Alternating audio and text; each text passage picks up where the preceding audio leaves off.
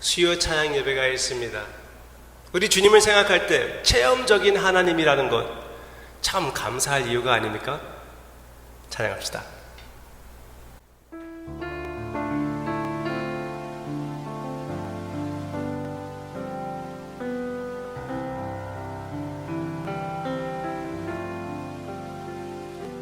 주의 거룩하심 생각할 때 주의 크신 사랑 느낄 때 주의 영광의 빛 나의 생활 비춰주실 때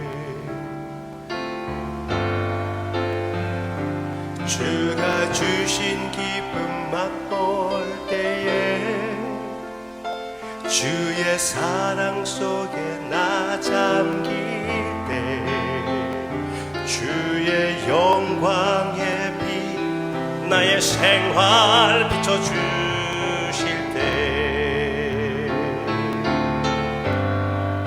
경배하리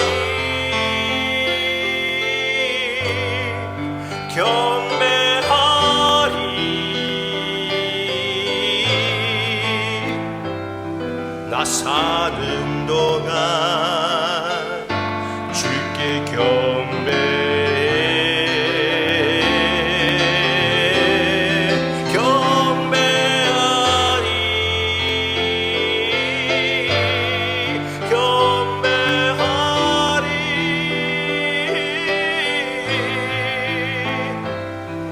나 사는 동안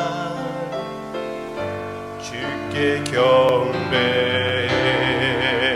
찬양하리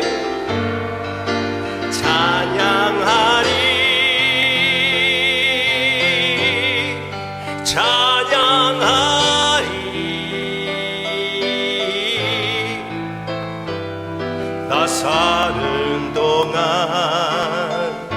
주께 찬양해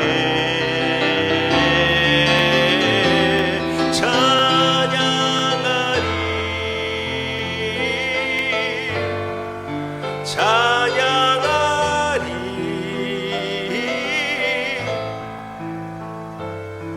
나 사는 동안 주께 찬양해.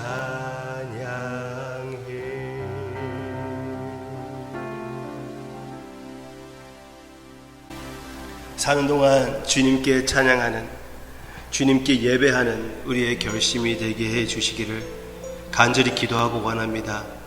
우리는 느낌을 의지하지 않습니다. 그렇지만 주님을 체험하고 그 임재를 느낄 때 감사합니다. 그리고 주님께 영광을 돌리며 더욱 그 만족으로 이 세상을 이기게 해주시님을 사모하게 됩니다. 아버지, 그 말씀을, 그 마음을 우리의 삶에 시편의 내용으로서 더욱 적용시켜 주시옵소서. 예수님의 이름으로 기도합니다. 아멘. 요한복음 1장에서는 예수님이 태초부터 말씀으로 계셨고 예수님께서 하나님의 말씀으로서 모든 것을 창조하셨다고 분명히 성경 말씀에서 가르쳐주고 있습니다. 그렇습니다. 그렇기 때문에 창조에서 예수님의 모습을 보고 하나님의 말씀을 듣게 된다는 것은 당연한 것입니다. 오늘 시편 19편, 시편 19편과 시편 119편은 하나님의 말씀에 대한 것입니다. 시편 19편은 자연 속에 있는 하나님의 말씀으로부터 시작이 됩니다. 하늘이 하나님의 영광을 선포하고 궁창이 그의 손으로 하신 일을 나타내는도다. 날은 날에게 말하고 밤은 밤에게 지식을 전하니. 아멘. 자연 속에 많은 지식이 있고 하나님의 말씀이 있다고 얘기해 주고 있습니다. 계속 이어서 해가 뜨고 지는 것에 대해서 얘기하고 있고 아침 해가 뜨는데 그리고 저녁에 노을 그 모든 것 가운데 하나님의 아름다움, 하나님의 위대하심, 하나님의 지혜, 하나님의 말씀이 담겨 있다고 분명히 얘기해 주고 있습니다. 특히 산에 올라가가지고 하늘을 바라보면은 거기에 그렇게 많은 별들, 그 별들을 사용해가지고 하나님께서 아브라함에게 약속하신 것도 기억이 납니다. 네. 참으로 예수님을 믿는 사람, 하나님을 아는 사람 같이 이 자연을, 하나님의 자연을 즐길 수 있는 사람은 없습니다. 하나님을 모르고 하나님의 세상을 제대로 즐기지 못합니다. 그렇지만 영원한 하나님을 바라보며 하나님께서 만드신 이 세상을 제대로 우리는 즐기며 그의 손길을 볼 수가 있는 것입니다. 바로 예수님의 모습을 발견하게 되는 것이에요. 그래서 웨스턴 사이언티스트들은, 과학자들은 다 크리스천들이었어요. 다 하나님의 말씀 통하여 하나님의 모습을 이 자연 속에 본다고 알았습니다. 그런데 여기에서 7절 말씀을 보면은 자연 속에 있는 하나님의 말씀, 성경 속에 있는 하나님의 말씀, 7절에서는 그렇게 얘기해 주고 있습니다. 7절, 여호와의 율법은 완전하여 영혼을 소생시키며 여호와의 증거는 확실하여 우둔한 자를 지혜롭게 하며. 아멘. 계속 이어서 또 하나님의 말씀의 위대하심을 선포하고 있습니다. 하나님의 말씀 성경을 통하여 하나님의 자연을 우리가 볼 수가 있습니다. 성경에 있는 하나님의 말씀을 통하여 자연에 나타나는 하나님의 말씀을 제대로 읽을 수가 있는 것이에요.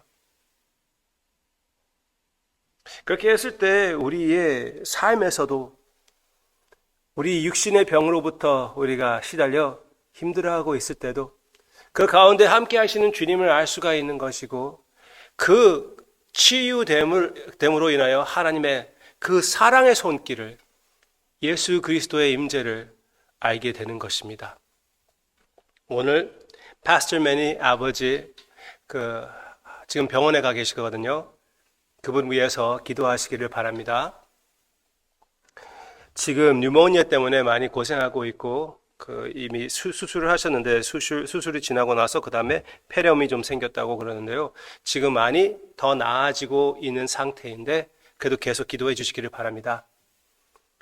그런 폐렴이든지 암이든지 코비드든지 감기이든지 그 여러 가지 질병 가운데서 하나님께서 자연스럽게 치료해 주실 때 그 자연 속에 있는 하나님의 사랑, 그 손길, 그 말씀을 여러분들이 보시고 나의 것으로 받아들이시기를 바랍니다.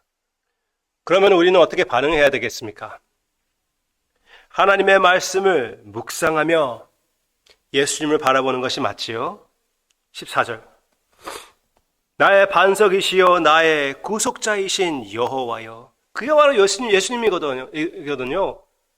하나님께서, 저는 이런 말씀을 볼 때마다 하나님이 반석이라는 것을 우리가 읽을 때마다 저는 출애굽기 17장 그리고 민수기 마지막 부분에서 나오는 참으로 반석이신 여호와 하나님, 반석이 찢김을 당하여 생수가 흐르게 되는 십자가의 모습에 그림자가 되는 그 장면이 기억이 납니다.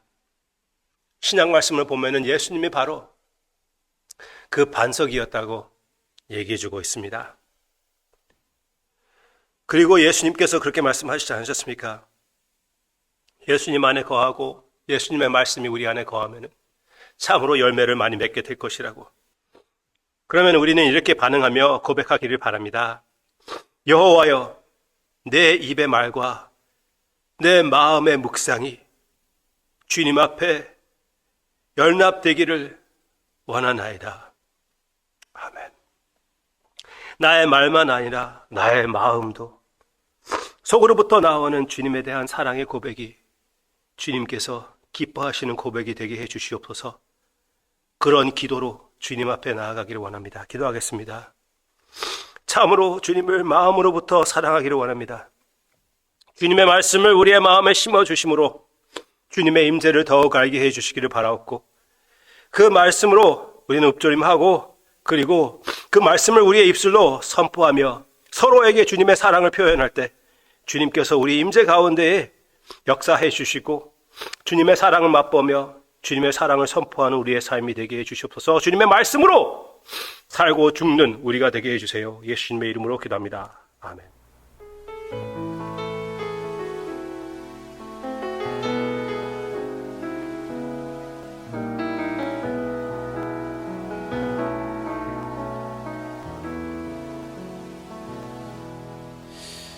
은혜로 날 보듬으시고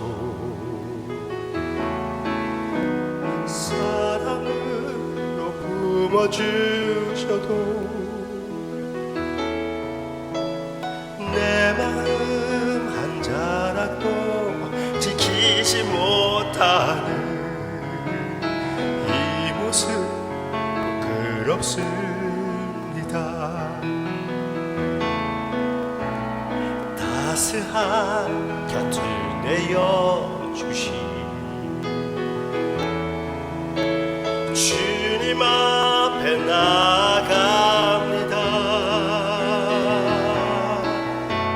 표현 못할 긍휼로 나를 붙드시는 주 이름만 바라봅니다. 매일 마주한 슬픔을 견뎌나가며 주 예수의 마음을 닮아가네. 두려운 걸음마다 주가 동행하니 주 의지하며 오늘을 걷네. 신실한 소망을 깊이 담으며 주 예수의 풍요를 채워가네.